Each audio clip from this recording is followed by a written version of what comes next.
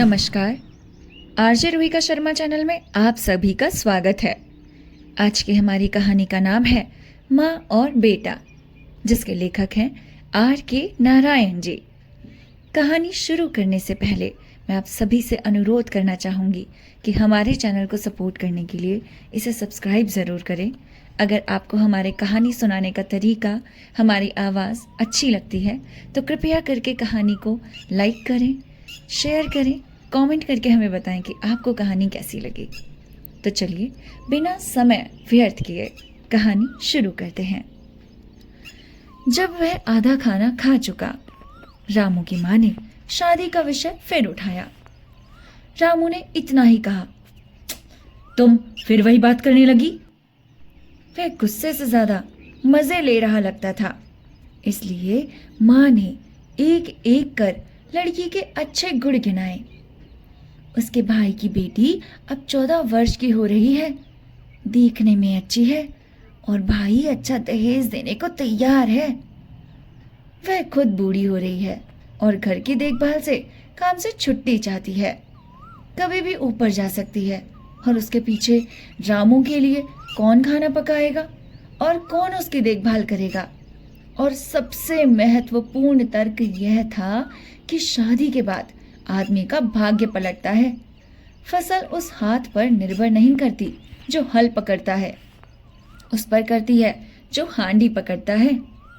शाम को पहले रामू की माँ ने तय किया था कि अगर रामू अब भी शादी से इनकार करता है या शादी की बात सुनते ही मुंह फुला लेता है तो वह उसे अपने भाग्य पर छोड़ देगी। अगर वह चलती ट्रेन के आगे खड़ा हो जाता है तो भी वह उसे नहीं रोकेगी, वहीं अकेला छोड़ देगी। इसके बाद वह कभी उसके मामले में दखल नहीं देगी। वह सोचने लगी कि वह कितने मजबूत किस्म की औरत थी और लोगों को ऐसा ही होना चाहिए। यह सब तो ठीक है कि माँ का दिल बहुत मुलायम होता है वगैरह वगैरह, लेकिन माँ की भावनाओं की भी एक सीमा होती है। अगर रामू सोचता है कि वह माँ है इसलिए वह जो चाहे कर सकता है, तो वह दिखा देगी कि उसका यह सोचना गलत है। अगर वह उसके फैसले को अनदेखा करता है और उसकी भावनाओं की कदर नहीं करता, तो वह उसे दिखा देगी कि वह उसकी कितनी उपेक्षा कर सकती है। इतनी सब तैयारियों के बाद उसने शादी का विषय उठाया था और उसके पक्ष में बहुत से मजबूत कारण गिनाए थे, लेकिन रामू ने वे सब ठुकरा दिए और उसकी भतीजी की शक्ल की भी आलोचना की थी। इस पर उसने कह दिया, यह आखिरी बार मैं जब यह चर्चा कर रही हूं, इसके बाद तुम मेरी बला से। अगर मैं तुम्हें डूबते देखूंगी तो भी कुछ नहीं पूछूंगी कि क्या बात है, समझ गए ना? हर रोज का तुम्हारा ये ड्रामा मुझसे बर्दाश्त नहीं होता रामू। हाँ हाँ, रामू सोचता हुआ सा बोला। वह चौथी दफा भी इंटर की परीक्षा पास नहीं कर सका था। अब तक कोई नौकरी 20 रुपए की भी ढूंढ नहीं सका था और यह माँ उसे हमेशा परेशान करती रहती थी। और चाचा की लड़की से ही उसका आगे निकला दांत देखकर कोई भी टहल जाएगा। वह इस लड़की से शादी करेगा, यह सोचना भी गलत है। वह चाहता था कि जब कभी शादी करे तो रजिया जैसी लड़की से, जिसे उसने हिंदी की 2-3 फिल्मों में देखा था। उसकी जिंदगी परेशान और बेकार सी चल रही थी। वह हर समय उदास और दुखी रहता, इधर उधर घूमता या सोता रहता या लाइब्रेरी में बैठा पुराने अखबार देखता रहता था। इस समय वह खाने के पत्ते पर बैठा सोच रहा था।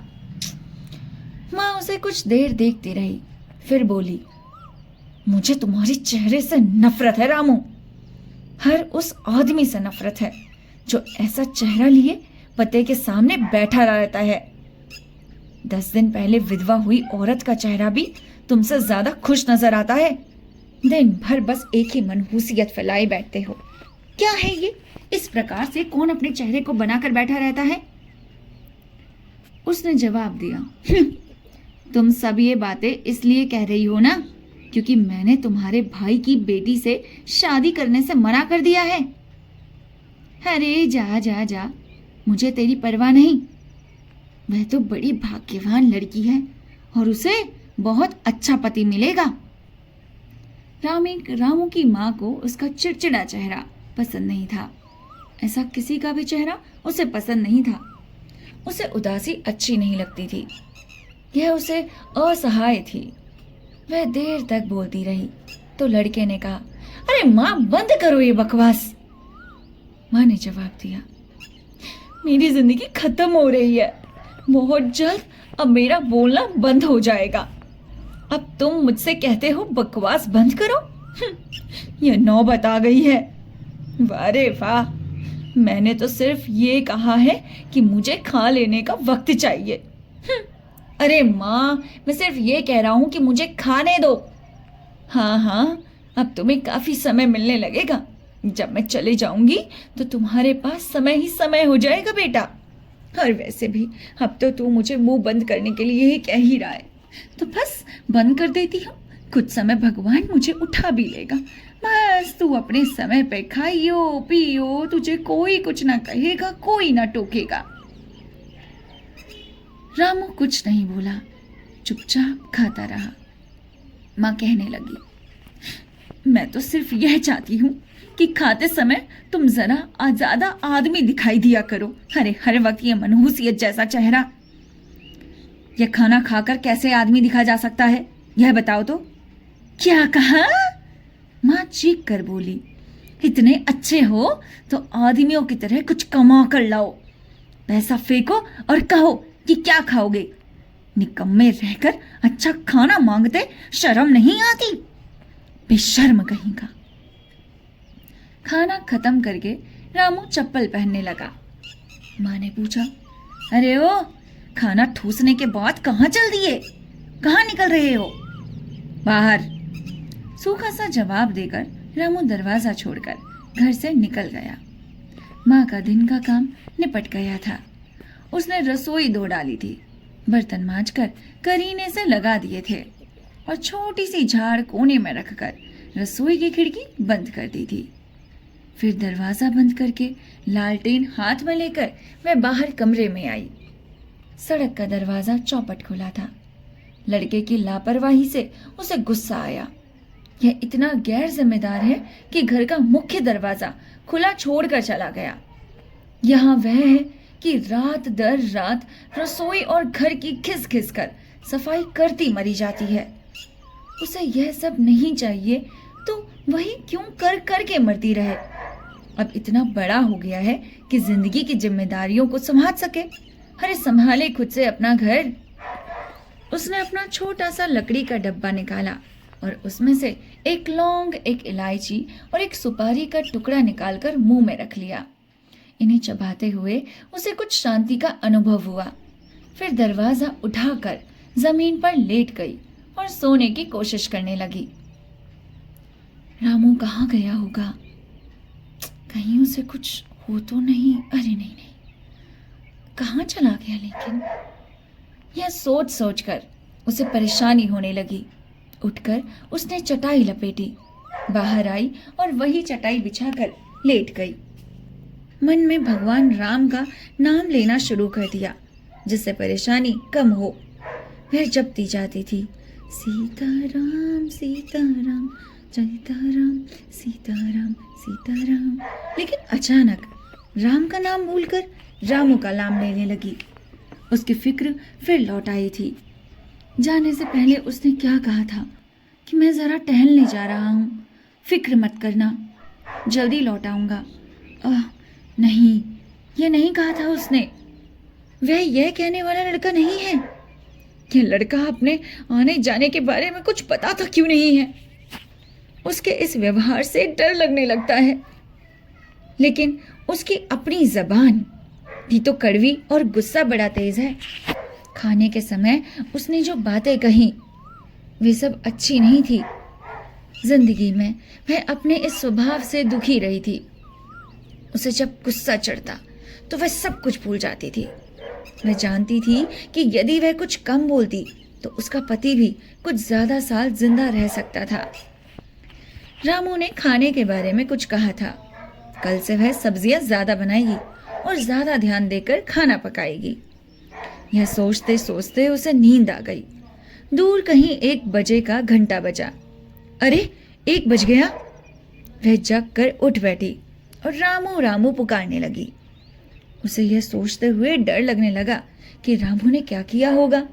फिर उसे विश्वास हुआ आया कि खाने के समय उसके शब्दों को सुनकर रामू ने आत्महत्या कर ली हो गई। वह बैठ गई और रोने लगी। रोता बढ़ता गया और हिस्टीरिया जैसा हो आया। भीतर भर रहे आंसुओं को निकालने के लिए आंखें बंद की तो कुकनहल्ली टैंक में रामू की लाश दिखाई देने लगी। उसकी धारीदार कमीज और मिल्की धोती गीली होकर बदन से चिपक गई थी। उसके चप्पल तालाब की सीढ़ी पर पड़े थे। चेहरा फूलकर कुप्पा हो गया था और पता ही नहीं चल रहा था कि किसका है। वह जोर से चीखी और उठ खड़ी हुई, रामू! फिर ओल्ड अग्रहार स्ट्रीट पर इधर से उधर दौड़ना शुरू कर दिया। सड़क खाली पड़ी थी। थोड़ी थोड़ी दूर तक बिजली की बत्तियां चमक रही थी। बहुत दूर एक तांगा खड़खड़ करता चला आ रहा था। तांगे वाला गाना गाता चल रहा था। तभी पुलिस वाले ने सीटी बजाई और वह चौंक कर रुक गई। उसे ख्याल आया कि वह उसकी कल्पना भी हो सकती है। हो सकता है रामू नाटक देखने गया हो जो सवेरे 3 बजे से पहले खत्म नहीं होता। उसने फिर तेजी से राम का नाम लेना शुरू कर दिया। राम राम राम राम राम राम राम राम राम राम राम राम राम राम राम राम, जिससे रामू के ख्यालात आने बंद हो जाएं। उसकी सारी रात बेचैनी में बीती। वह सो जाती, फिर उठ बैठती, फिर आंख लग जाती और जब घंटा बजता चौंक कर बैठ जाती। सवेरा हो गया। तीखी ठंड थी और 6 का घंटा बजा। आंखों में आंसू भरे वह कुकनहल्ली तालाब की ओर चलने लगी। मैसूर शहर जागने लगा था। दूध वाले अपनी गायों को लिए धीरे धीरे जा रहे थे। म्युनिसिपैलिटी के भंगी लंबी लंबी झुंडुए लिए सड़कों की सफाई कर रहे थे। 1-2 साइकिलें भी उसके पास से गुजरी। वह तालाब पर पहुंच गई, लेकिन पानी की तरफ देखने की हिम्मत न कर सकी। किनारे देखा तो पाया कि रामू पर बेंच पर पड़ा सो रहा था। 1 सेकंड के लिए उसने सोचा कि कहीं यह उसकी लाश तो नहीं। उसने उसे पकड़कर जोर से हिलाया और चीखी, राम! वह हिला तो उसे तसल्ली हो गई। रामू उठकर बैठ गया और आंखें मलने लगा। बोला, माँ, तुम यहाँ क्यों आई हो? तो यहाँ क्यों सो रहा है? मुझे नींद आ गई थी। घर चलो, चलो घर। वह उसका हाथ पकड़कर चलने लगा, लेकिन वह तालाब की सीढ़ियों की तरफ बढ़ा। माँ ने पूछा, कहाँ जा रहे हो बेटा? अरे जरा हाथ मुंह धो लूं, रामू ने कहा। उसने रामू का हाथ कसकर पकड़ लिया और बोली, नहीं नहीं नहीं, पानी के पास मत जा बेटा, पानी के पास मत जा। नहीं। उसे ऐसा ख्याल आ रहा था कि कहीं रामू उस पानी में जाएगा और शायद वो नदी उसे अपनी गोद में समा लेगी। कहीं जो उसकी माँ ने इतना सब कुछ उसे सुनाया, रामू को वही सब बातें याद ना आ जाएं और वह सब याद करके रामू उसमें कूद ना पड़े। रामू की माँ के मन में बहुत सारे उल्टे सीधे ख्यालात आने लग गए। वह बस अपने बेटे का साथ चाहती थी और कुछ भी नहीं। उसे बार बार डर लग रहा था कि मेरा बेटा मुझसे दूर ना चला जाए। इसीलिए वो अपने बेटे से बार बार आग्रह कर रही थी, ना बेटा ना, मुंह घर जाकर धो लियो। यहाँ नहीं, कितना ठंडा पानी है, घर चल, तेरा पूरा शरीर ठंडा हो चुका है बेटा, तू ऐसे पूरी रात कैसे बैठा था? चल चल चल, मैं तुझे घर लेकर चलूंगी, गरम गरम चाय पिलाऊंगी, खूब सारा खाना खिलाऊंगी बेटा, चल बेटा घर चल। रामू ने उसकी आज्ञा मान ली। यद्यपि उसे माँ का यह आग्रह अजीब सा लग रहा था। अरे माँ को आज क्या हो गया? इतना अजीब बर्ताव क्यों कर रही है? ऐसा तो पहले कभी ना किया था। अरे माँ, तुम इतना क्यों घबरा रही हो? मैं सही हूँ। अरे बेटा, मैं जानती हूँ कि तू सही है, लेकिन बस बस तू घर चल बेटा, तू घर चल। और यह कहकर आर के नारायण जी कहानी को ख़त्म कर देते हैं। आपको ये कहानी कैसी लगी हमें लिख कर ज़रूर बताइए। एक माँ का दिल हमेशा अपने बच्चों के लिए धड़कता है। माँ हमेशा चाहती है कि उसके बच्चों का कल्याण हो। उसके कल्याण के लिए वो उन्हें गालियाँ देती है, खूब सुनाती है। लेकिन जब थोड़ी ही समय बाद उसका बच्चा उससे रुष्ट हो जाता है तो माँ को लगने लगता है कि मैंने अपने बच्चे के साथ बुरा बर्ताव कर लिया। और 9 महीने जिस बच्चे को अपनी कोख में पाला था उसे खोने का डर उसके सामने आ जाता है। ये कहानी बिल्कुल मेरी माँ के ऊपर जाती है। मेरी माता भी इसी प्रकार की हैं। पहले तो बहुत गुस्सा, बहुत चिल्लम चिल्ली करती हैं, लेकिन जैसे ही उन्हें लगता है कि उनके बच्चे उनसे रुष्ट होकर बाहर जा रहे हैं तो वो सारा सब कुछ छोड़कर अपने बच्चों को मनाने पर लग जाती हैं। सलाम है दुनिया की सभी माँओं को, सलाम है मेरी माँ को, आपकी माँ को, हम सभी की माताओं को। चलिए कहानी को यहीं पर ही छोड़ते हैं, मिलते हैं आपसे नेक्स्ट कहानी के साथ। तब तक के लिए नमस्कार, अपना ख्याल रखिएगा। और इस अनुरोध के साथ मैं ख़त्म कर रही हूँ कि कृपया करके चैनल को सब्सक्राइब ज़रूर कीजिएगा। आपका एक सब्सक्राइब करने से आपका तो कुछ नहीं जाएगा, लेकिन हमें बहुत बड़ा सपोर्ट मिल सकता है। मिलते हैं आपसे नेक्स्ट स्टोरी के साथ, तब तक के लिए नमस्कार।